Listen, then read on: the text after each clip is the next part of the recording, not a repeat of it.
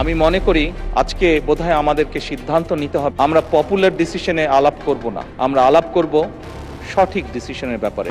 দর্শক, বাংলাদেশের রাজনীতিতে এখন রীতিমতো ভূমিকম্প চলছে। কোনো জল্পনা কল্পনা নয়, গুনে গুনে 3 জন হেভি ওয়েট মন্ত্রীকে ছাঁটাই করা হচ্ছে বিএনপি সরকার থেকে। হ্যাঁ, ঠিকই শুনেছেন, প্রধানমন্ত্রী তারেক রহমান এবার এমন এক জিরো টলারেন্স নীতি গ্রহণ করেছেন যা বাংলাদেশের ইতিহাসে আক্ষরিক অর্থেই বিরল।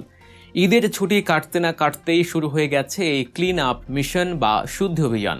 কে কে আছেন এই বাদ পড়া তালিকায়, কেনই বা তাদের ঘাড় ধাক্কা দিয়ে বের করে দেয়া হচ্ছে, আর তারেক রহমানই বা হঠাৎ কেন এত কঠোর হলেন? চমকপ্রদ সব ভেতরের খবর নিয়ে সাজানো হয়েছে আজকের পর্ব। পুরো ঘটনা জানলে আপনার চোখ কপালে উঠতে বাধ্য। তাই রাজনীতিতে আসলে কি ঘটতে যাচ্ছে তার A to Z বুঝতে ভিডিওটি না টেনে একেবারে শেষ পর্যন্ত দেখার অনুরোধ রইল। দর্শক, শুরুতে আসি এমন একজনের কথাই যিনি ইতিমধ্যেই আউট হয়ে গেছেন। পার্বত্য চট্টগ্রাম বিষয়ক মন্ত্রী দীপেন দেওয়ান ঈদের ছুটি শেষ হতে না হতেই গত সোমবার সকালে হঠাৎ করেই তিনি প্রধানমন্ত্রীর দপ্তরে তার পদত্যাগপত্র জমা দেন। আর অবাক করার বিষয় হলো, এই পদত্যাগপত্র নিয়ে কোনো দর কষাকষি হয়নি, কোনো মিটিং বা আলোচনা হয়নি। জমা দেওয়ার সাথে সাথেই সরাসরি তা গ্রহণ করা হয়েছে। সোজা কথায় তিনি মন্ত্রিত্ব থেকে ছিটকে গেছেন। এখন আপনার মনে প্রশ্ন আসতেই পারে, বাংলাদেশের রাজনীতিতে যেখানে মন্ত্রীরা একবার ক্ষমতা পেলে চেয়ারের সাথে সুপার গ্লু দিয়ে আটকে থাকতে চান, সেখানে দীপেন দেওয়ান কেন নিজে থেকে সরে দাঁড়ালেন? আমাদের দেশের ইতিহাস তো বলে, যতই ব্যর্থতা থাকুক মন্ত্রীরা কখনো নিজের দোষ স্বীকার করেন না। তাহলে ঘটনা কি? পদত্যাগপত্রে দীপেন দেওয়ান লিখেছেন এক অদ্ভুত কথা। তিনি দাবি করেছেন, দায়িত্ব গ্রহণের পর থেকেই আমি নানা শারীরিক জটিলতায় ভুগছি। আমার এই অসুস্থতার কারণে মন্ত্রণালয়ে নিয়মিত কাজের ব্যাঘাত ঘটছে।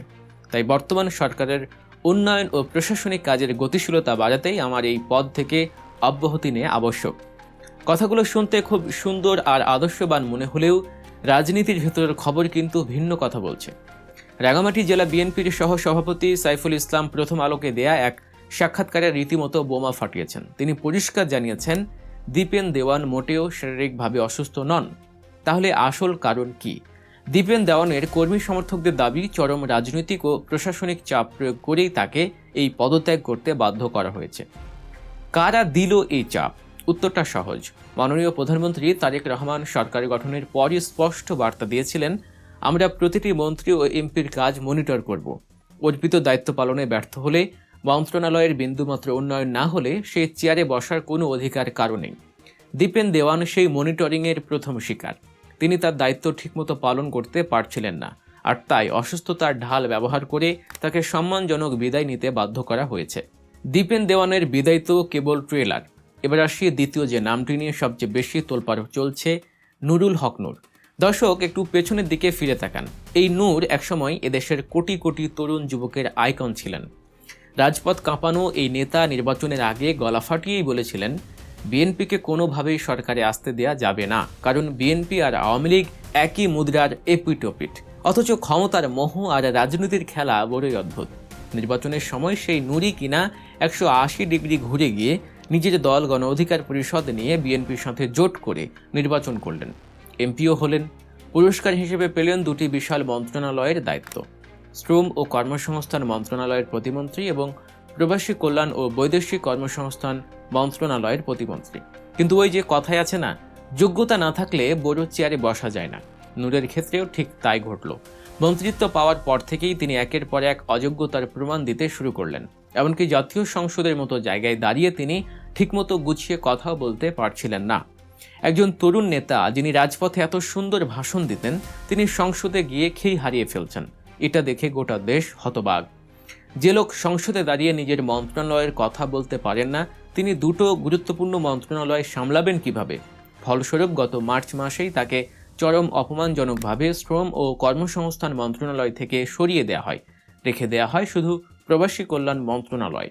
কিন্তু ভেতরের খবর হলো, প্রবাসী কল্যাণ মন্ত্রণালয় থেকেও তাকে ঘাড় ধাক্কা দিয়ে বের করে দেওয়ার প্রস্তুতি প্রায় সম্পন্ন। প্রবাসীরা দেশের অর্থনীতির মূল চালিকা শক্তি, অথচ নূর সেই প্রবাসীদের জন্য কোনো কার্যকর পদক্ষেপই নিতে পারেননি। ধারণা করা হচ্ছে খুব শিগগিরই তাকে এই প্রতিমন্ত্রীর পদ থেকে সরিয়ে দেওয়া হবে। তখন তিনি শুধু দলের একজন সাধারণ শরিক এবং সংসদ সদস্য হিসেবেই পড়ে থাকবেন। ক্ষমতার দম্ভে নীতি বিসর্জন দেওয়ার এর চেয়ে বড় শাস্তি আর কি হতে পারে? এবার আসি তালিকার তৃতীয় নম্বরে থাকা হাই প্রোফাইল নেতার কথায়। তিনি হলেন শেখ রবিউল ইসলাম। বিএনপির এই হেভিওয়েট নেতাকে সরকার এমন ক্ষমতা দিয়েছিল যা রীতিমতো অবিশ্বাস্য। তাকে একাই 3টি মেগা মন্ত্রণালয়ের দায়িত্ব দেওয়া হয়: সড়ক পরিবহন ও সেতু মন্ত্রণালয়, রেলপথ মন্ত্রণালয় এবং নৌ পরিবহন মন্ত্রণালয়। কিন্তু ক্ষমতা পেয়েই তিনি যেন ধরাকে সরা জ্ঞান করতে শুরু করেন। ক্ষমতার চরম অহংকারে গত রমজান মাসে তিনি এমন এক বেফাঁস মন্তব্য করে বসেন যা পুরো সরকারের ভিত্তিকে নাড়িয়ে দিয়েছিল। সাংবাদিকদের এক প্রশ্নের জবাবে তিনি বলেছিলেন, রাস্তাঘাটে যে চাঁদাবাজি হয় সেটা নাকি সমঝোতার ভিত্তিতে হয়। চিন্তা করতে পারেন, একজন মেগা মন্ত্রী প্রকাশ্যে চাঁদাবাজিকে সমঝোতা বলে জাস্টিফাই করছেন। তার এই মন্তব্যের পর সাধারণ মানুষ থেকে শুরু করে সুশীল সমাজ সবাই চরম ক্ষুব্ধ হয়ে ওঠে। শুধু বেফাঁস কথাই নয়, কাজের বেলায়ও তিনি চরম ব্যর্থ। গত রমজানের ঈদে আমরা দেখেছি মহাসড়কে কি ভয়াবহ অব্যবস্থাপনা। একের পর এক বড় বড় সড়ক দুর্ঘটনা ঘটেছে, ঝরে গেছে অসংখ্য তাজা প্রাণ। রেল ও নৌ পথেও ছিল চরম বিশৃঙ্খলা। একটি মানুষ 3টি বড় মন্ত্রণালয় কোনোভাবেই যে সামলাতে পারছেন না তা দিনের আলোর মতো পরিষ্কার হয়ে যায়। গুঞ্জন রয়েছে শেখ রবিউলের এই বিশাল সাম্রাজ্য ভেঙে দেয়া হচ্ছে। তাকে অন্তত 2টি মন্ত্রণালয় থেকে সরিয়ে দেওয়া হবে। তার হাতে থাকবে কেবল একটি মন্ত্রণালয়, যাতে তিনি অন্তত সেই একটি জায়গায় মনোযোগ দিয়ে কাজ করতে পারেন।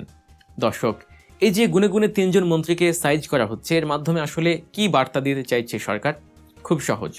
মাননীয় প্রধানমন্ত্রী তারেক রহমান চাইছেন একটি সম্পূর্ণ জবাবদিহিমূলক সরকার তৈরি করতে। তিনি চাইছেন সকলের মতামত নিয়ে স্বচ্ছতার সাথে এই ধ্বংসপ্রায় দেশটিকে নতুন করে গড়ে তুলতে। কিন্তু সমস্যাটা হলো ঘরের ভেতরেই।